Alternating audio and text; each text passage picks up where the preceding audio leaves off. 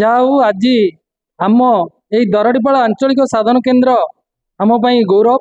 କାରଣ ପ୍ରତିବର୍ଷ ପରି ଏ ବର୍ଷ ମଧ୍ୟ এই ଦରଡ଼ିପାଳ ଆଞ୍ଚଳିକ ସାଧନ କେନ୍ଦ୍ର ତାର ଯେଉଁ ସୁରଭି କାର୍ଯ୍ୟକ୍ରମକୁ ବର୍ତ୍ତମାନ ଆଗେଇ ନେଉଛି।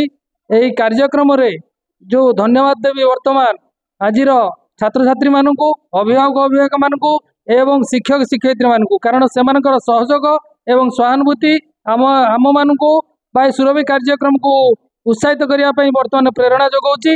ଆଉ ଧନ୍ୟବାଦ ଦେବି ସରକାରଙ୍କୁ, କାରଣ ସରକାରଙ୍କର এই ସ୍ୱାଗତଯୋଗ୍ୟ ପଦକ୍ଷେପ ନିଶ୍ଚିତ ଆମ ଛାତ୍ରଛାତ୍ରୀଙ୍କ ଭବିଷ୍ୟତ ଉଜ୍ଜଳମୟ ହେବ।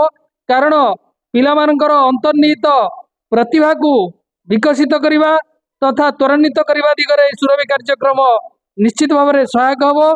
ଚଳିତ ବର୍ଷ 2025-26 ସୁରଭି ପ୍ରୋଗ୍ରାମ ଚାଲିଛି। ପ୍ରତିଭା ଅନ୍ୱେଷଣରେ ପିଲାମାନେ ସବୁ ବିଭିନ୍ନ ପ୍ରକାର ଇଭେଣ୍ଟରେ ପରୀକ୍ଷା ମଧ୍ୟ ଦେଉଛନ୍ତି। ଆଉ ଏ ବର୍ଷର ଆମର ଥିମ୍ ଅଛି ମୋ ସ୍ୱପ୍ନର ଓଡ଼ିଶା 2025। ତେଣୁ ପିଲାଙ୍କ ଭିତରେ ଯେଉଁ ରହିଛି ଅଲୌକିକ ପ୍ରତିଭା, ତାହା ଆମର କେମିତି ତାଙ୍କୁ ଆମେ ଆଗେଇବୁ ଏବଂ ତାର ପ୍ରଚେଷ୍ଟା ଏକ ସ୍ୱାଗତଯୋଗ୍ୟ ବ୍ୟବସ୍ଥା ସରକାରଙ୍କର ସୁରଭି ପ୍ରୋଗ୍ରାମ। ବିଗତ ବର୍ଷ ଭଳି ଏ ବର୍ଷ ମଧ୍ୟ ଆମର କ୍ଲଷ୍ଟର ଲେବୁଲ ସୁରଭି ପ୍ରୋଗ୍ରାମ ଏଇ ଆମର ଆଶ୍ରମ ସ୍କୁଲରେ ବର୍ତ୍ତମାନ ଚାଲିଛି। ଆମର এই যে দরডিপাଳ সাধন কেন্দ্র অধীନରେ 11টি স্কুল ଅଛି। এই 11টি স্কুলର ପ୍ରତିଭାମାନ ଛାତ୍ରଛାତ୍ରୀମାନେ ଆଜି ଆମର এই ସୁରଭି କାର୍ଯ୍ୟକ୍ରମରେ ଅଂଶଗ୍ରହଣ କରିଛନ୍ତି।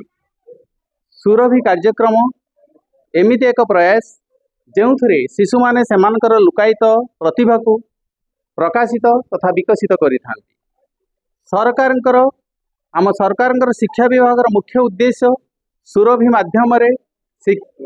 ମାଧ୍ୟମରେ ଛାତ୍ରଛାତ୍ରୀମାନଙ୍କର ରମ୍ୟ ସୃଜନଶୀଳତା ଜୀବନମୁଖୀ କରିବା, ଏଟା ହେଲା ଆମର ସୁରଭି କାର୍ଯ୍ୟକ୍ରମର ପ୍ରୟାସ।